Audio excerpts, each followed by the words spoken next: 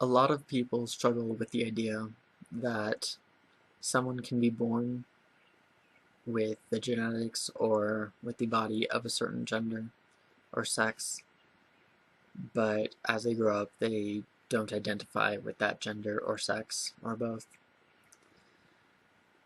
They find it odd that a baby can be born, the doctor says the baby's male, the genetics might say the baby's male, X and Y chromosome, and yet, as the child grows up, that baby boy grows up to find out that he's not a male.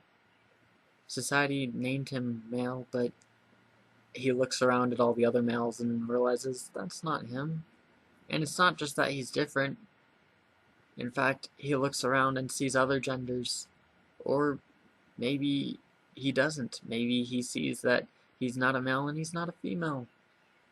And so he becomes a they or a z or an it, because some people prefer that. And yet, there's so many people who can't wrap their minds around it, around this idea that that's even possible, because it's easy, though. I mean, it's easy because most of us were born and we identify with what we're given. I was born a male and I'm still a male. I don't see myself as female, so yeah, it can be hard for a lot of people to have that kind of empathy for something that can be so just out there. But allow me to try to make it simpler. Imagine you wake up in the morning and you find that your body has drastically changed so much that it represents an entirely different gender than what you are. And as time goes on, you realize that other people see that outside appearance. And in fact, they don't even remember you as you do. They remember you as the person that they see in front of them. And when you try to tell them that you're not that gender, that you're not that person, that your body isn't representing who you are, they scoff at you. They laugh at you. They tell you not to think about that that's dangerous thinking, that is sinful thinking, that you should be grateful for who you are as they see you, because they don't really want you to be you. They want you to be who they want you to be. And if you dare go against them, if you dare try to represent yourself the way you feel that you are, the way you identify, you're going to get severely punished. You will get harassed. You can get beaten up. Finding jobs will be so much harder for you. People won't want to date you. People won't want to be around you. You will lose friends. You could lose your family members. You could die because people will hate you just because you do not conform. You're not hurting anybody.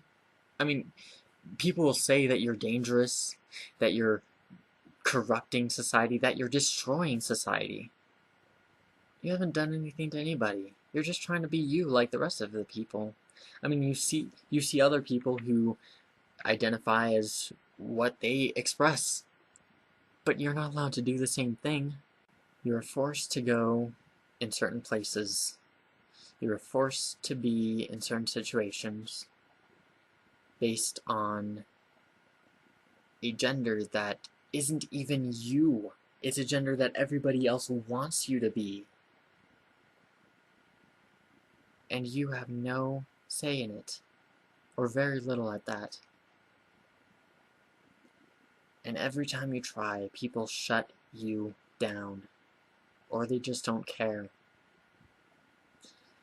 This is very analogous to how transgendered and transsexual people feel. I'm not saying I know exactly how they feel. One, because everybody has different experiences.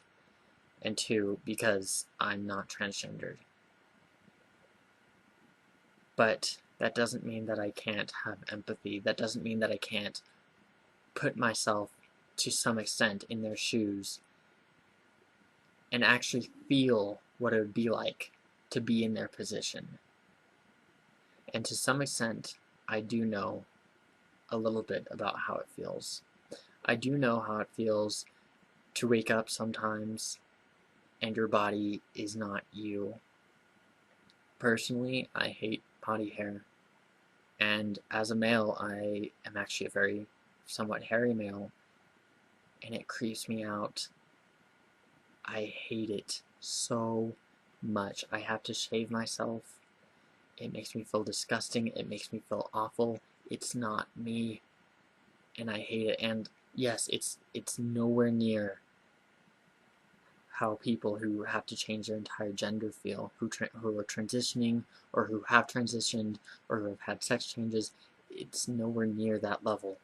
But I am very sure that many people, especially male to female or male to non-gendered people, have to go through that. At least a good amount of them.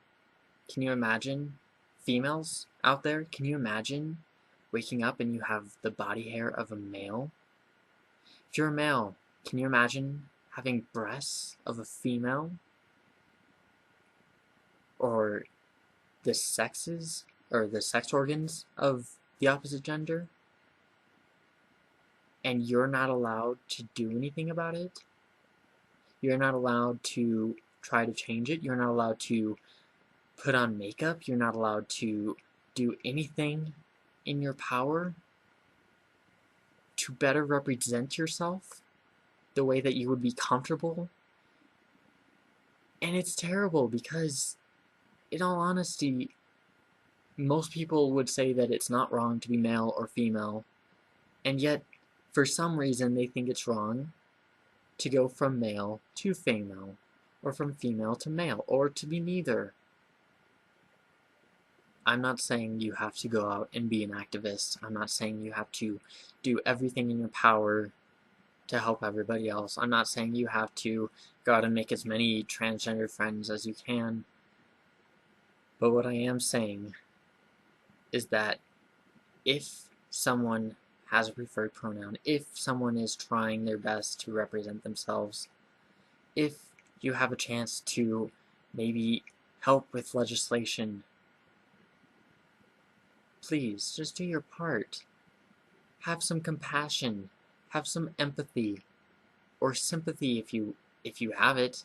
If you've had similar experiences, have some sympathy, please. They're no different from you and me. We're all just trying to express ourselves as best as we can. We're all just trying to strive for that ideal self of ours. The only real difference is transgendered and transsexual people, initially, their bodies don't represent them as well as for most people. That's the only real difference that I can see. And the fact that society turns their back on them more so than other people for that reason. It's a terrible reason. I usually don't like to make emotional appeals.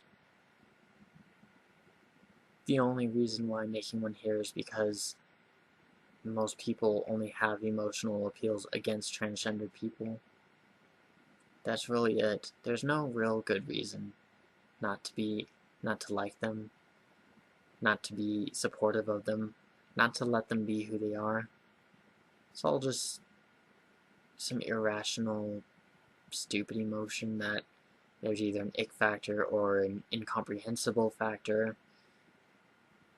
And it's mostly that incomprehensible factor. It's mostly fear out of ignorance, I think, that prevents most people from being pro-trans, or just letting them be, letting them have their rights. I sincerely hope that this video will help some of its viewers who would otherwise be more or less apathetic, or even against the trans community, to be a little bit more compassionate, a little bit more open-minded, and a little bit more sympathetic toward their fellow human being. Thank you.